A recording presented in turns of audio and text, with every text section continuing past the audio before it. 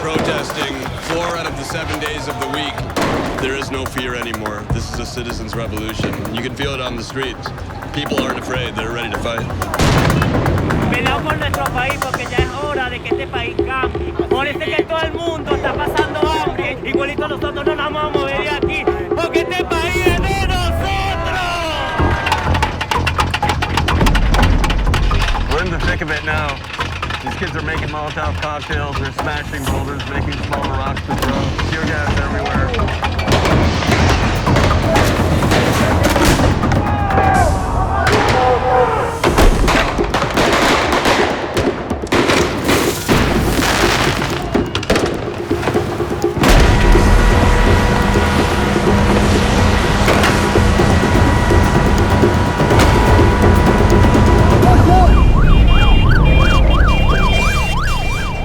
Since the anti-government uprisings exploded this past spring, Venezuelans have been demonstrating in the streets for over 100 days. More than 100 have been killed and thousands more injured. They're shooting marbles at the kids now. And the more the protesters defy the authorities, the more aggressive the police get in trying to break them. There's only one way in and one way out, so it makes for a stampede-like situation.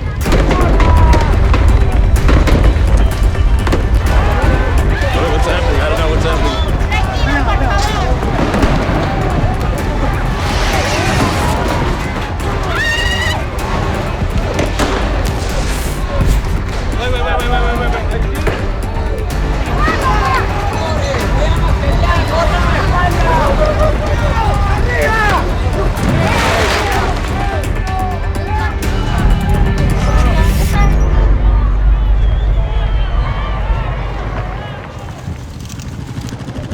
Chaos all day. We're just trying to leave it now. We're boxed in. They've cut off all the roads. I got trampled and lost my shoes, so I'm now strolling around Venezuela in my socks. Venezuela is on the brink of becoming a failed state. The economy has been destroyed by hyperinflation. In the last 12 months alone, the inflation rate rose over 1,000%, and it's projected by the IMF to rise more than 2,000% in 2018. As Venezuela's currency has cratered in value, the cost of importing the most basic goods has soared, making food and other essentials both scarce and unaffordable. Ordinary people are really suffering, and they're fighting back. Veteran journalist Phil Gunson, who's been covering the region for almost 40 years, has witnessed firsthand the events that have brought Venezuela to the brink. What caused the current situation with chaos reigning in the streets? Now that the economy has collapsed, the issue on the streets is not an issue of ideology. It's not people out on the streets saying, we want capitalism instead of socialism. It's people out on the streets saying, we want to eat. Tenemos hambre, hay hambre. Hago una cola todo el santo día, no consigo nada. Tengo meses que no compro leche.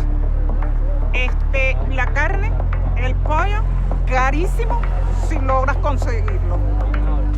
Esto es recorte de pescado que está comiendo la gente, miren, cabezas de pescado, miren. Recorte que antes comían eran los perros, con el perdón de los perros. This food shortage is widespread. Over the last year, 3/4 of the population has lost an average of almost 20 pounds. Mira como yo era de gordo, eh. Mire cuántos huecos le echaba la correa, la dieta de Maduro. People are genuinely dying of hunger in some cases. 12% of children are suffering from acute malnutrition in Venezuela. This is the country with the biggest oil reserves in the world. It's absolutely unforgivable. Oil is the foundation of the Venezuelan economy, accounting for half of the government's revenue. So the nation's economy and fortunes rise and fall with the price of crude oil on international markets. Venezuela is well over 90% dependent on oil income for its foreign earnings. The society has come to rely on this economic cycle of boom and bust that's inherent in oil. And it's created a society in which there's very little planning for the future. Corruption is kind of, at least to a large extent, tolerated. By the late 1970s, oil had made Venezuela the richest country in South America. But over the coming decades, persistent corruption funneled the nation's wealth into the hands of the elite. The result was profound income inequality that set the stage for a socialist revolution led by Hugo Chavez. Haré cumplir, impulsaré las transformaciones democráticas necesarias. Chavez was a larger-than-life figure, messianic, a figure who was loved not just as a politician, but revered as a saint by millions of people in Venezuela. Chavez made government a spectacle. Tarde, mi casa bien equipada. Elia, un aplauso pues para mi casa bien equipada. Every Sunday, he staged marathon TV broadcasts that sometimes ran up to 8 hours on his show, Allo Presidente. On top of announcing government business, such as nationalizing agriculture and telecom industries, the show featured special guests, dance numbers, and prize giveaways. Televisores, mira cómo llaman esto, de pantalla plana. Eso es un proceso contrario al capitalismo.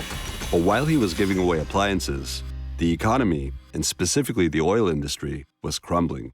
The problem is that the economic underpinnings of what he was about were not really viable. The legacy of Chavez's disastrous economic strategy is the heart of today's crisis. We flew to Lake Maracaibo, epicenter of the country's boom and bust economy. This is one of the largest oil basins in the world. Over 30 billion barrels of oil have been pulled out of this lake, and the estimates range that there are still somewhere between 19 and another 40 billion barrels of oil still left down there.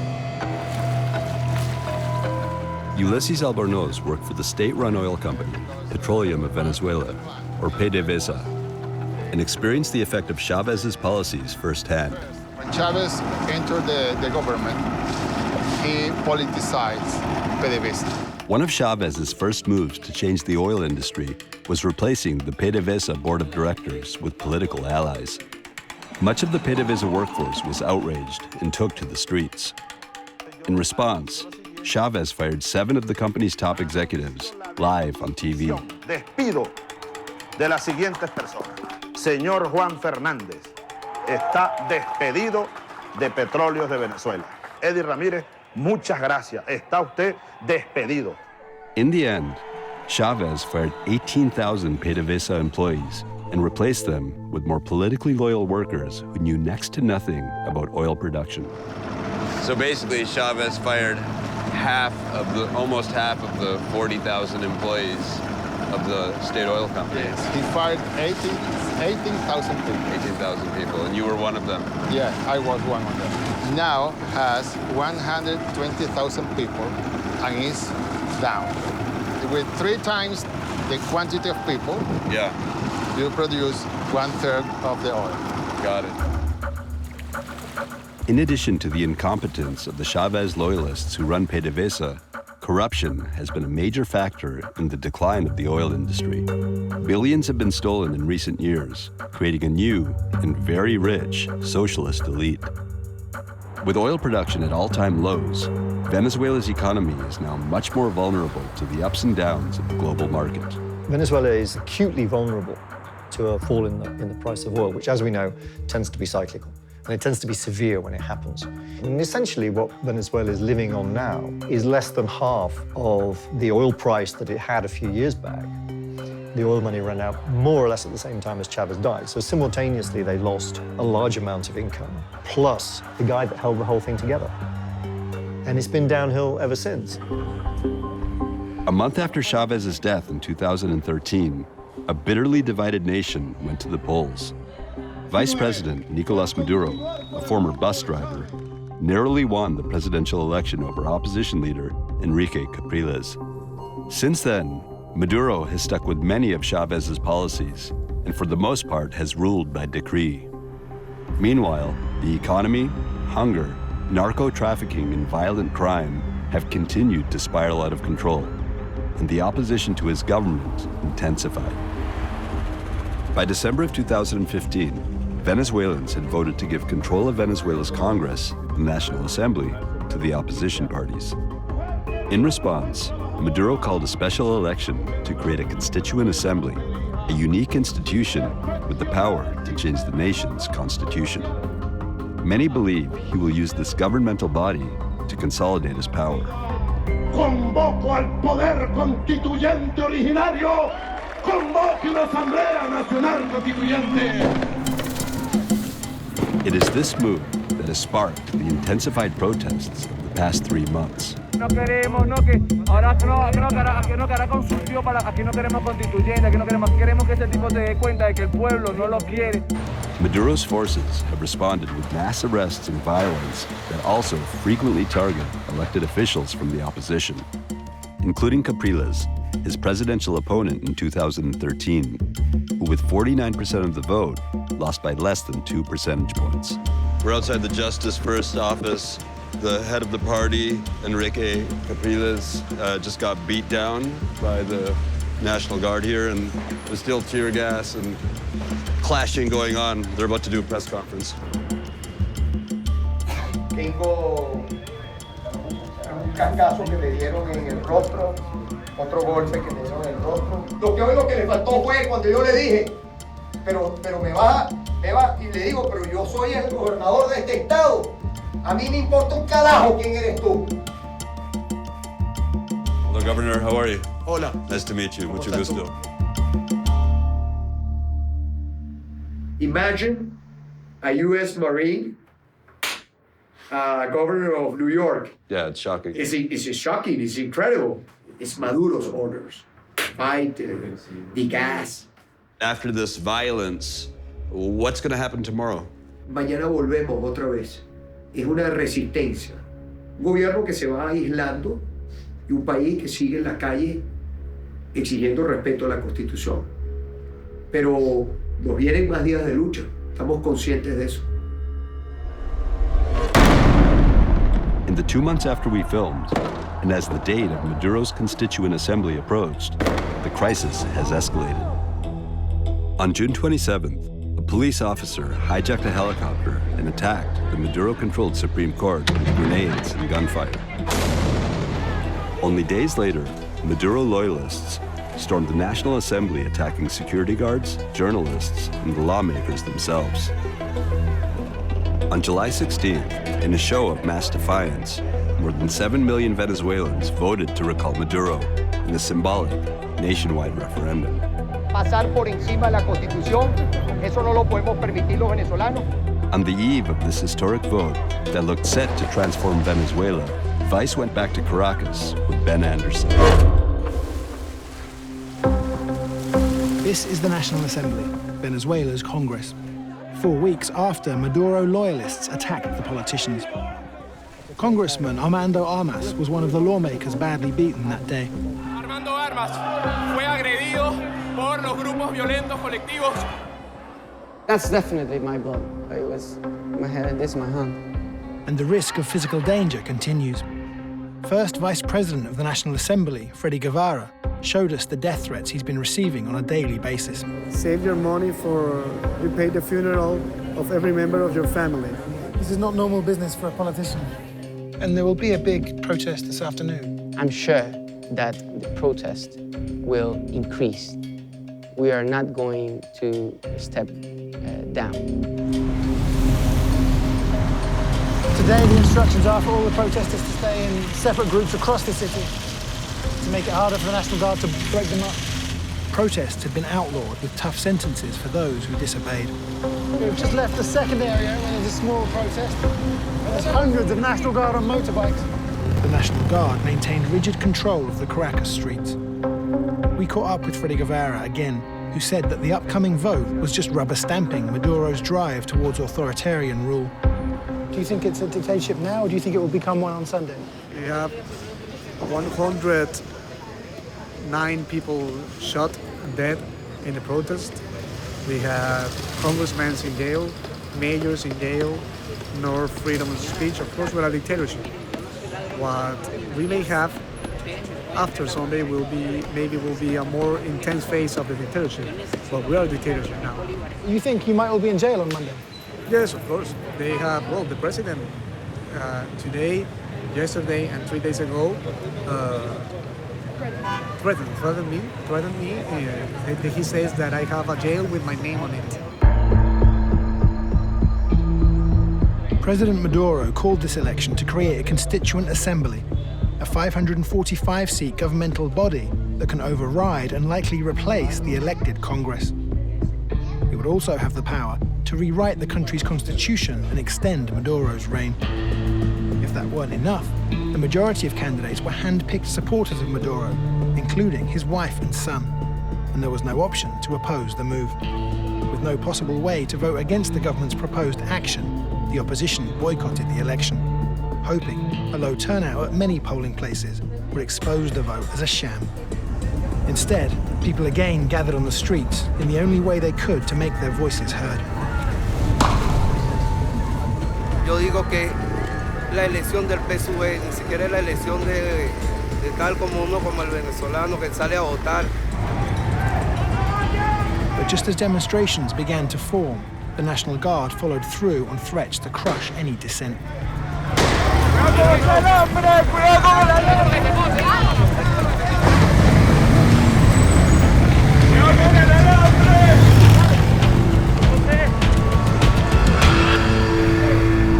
By midday, opposition leaders were regrouping, trying to decide what to do next.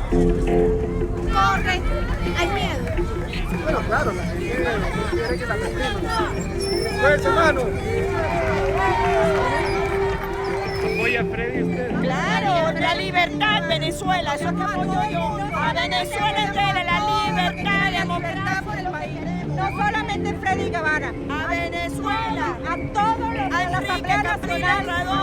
¡Viva Venezuela! Miren, desde 1898, en Venezuela no había una elección que había tenido simultáneamente la gente en la calle protestando y siendo reprimida. Creo que es muy importante que todos tengan claro el día de hoy el rotundo fracaso que ha sido para el régimen este fraude constitucional.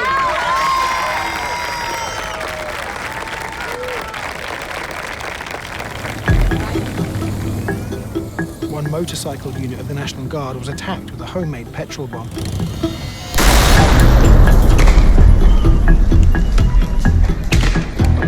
Seven guards were injured. Estado es un farsante. Esta constituyente lo que quiere es que ellos tengan más tiempo en el poder, porque no pueden dejar el poder, porque son corruptos, son ladrones, y en ningún lado los van a recibir.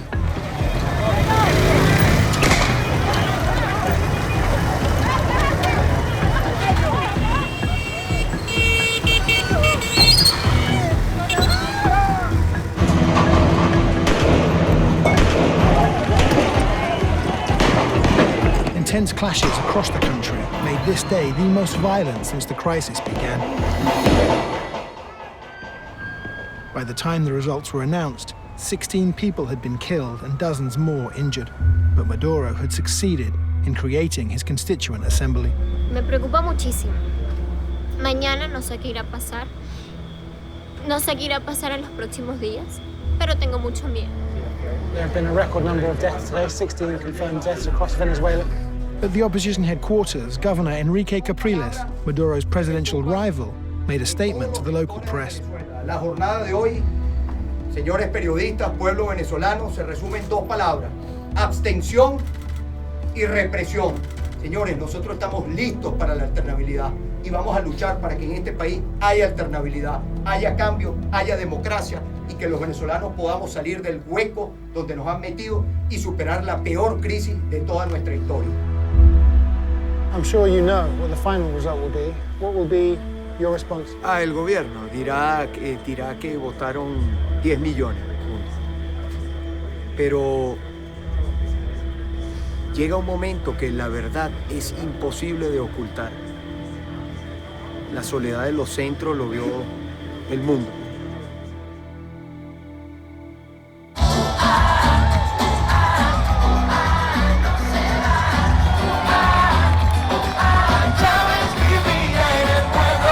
Later that night, we headed over to Bolivar Plaza in the city center, where Maduro's supporters had gathered. Porque no estás solo, Chavez siempre está en tu corazón. Nuestro compatriota Nicolás Maduro.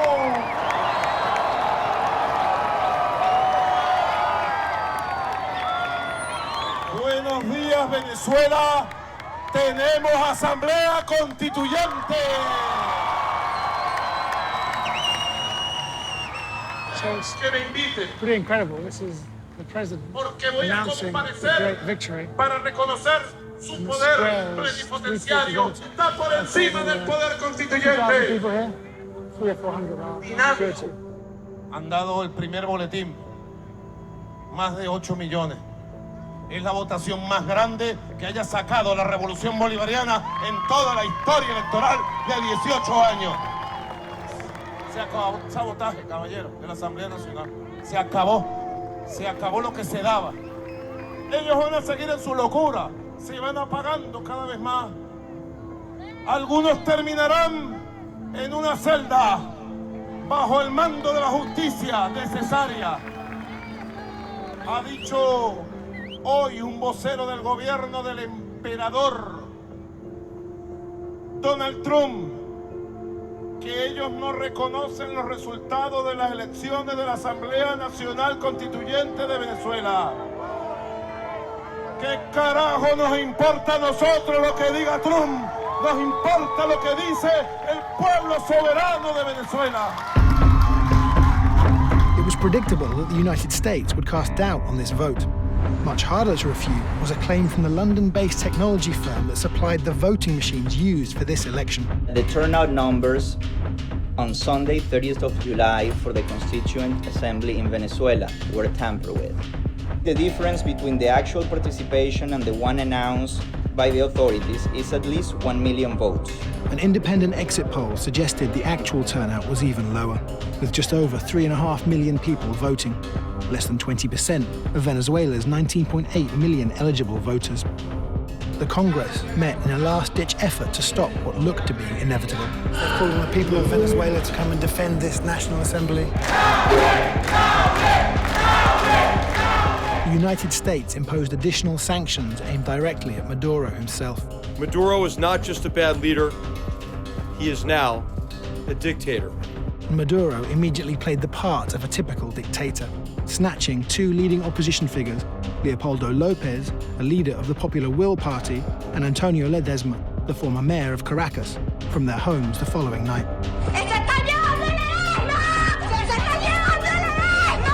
The socialist revolutionaries who once overthrew an unpopular and corrupt elite have become one.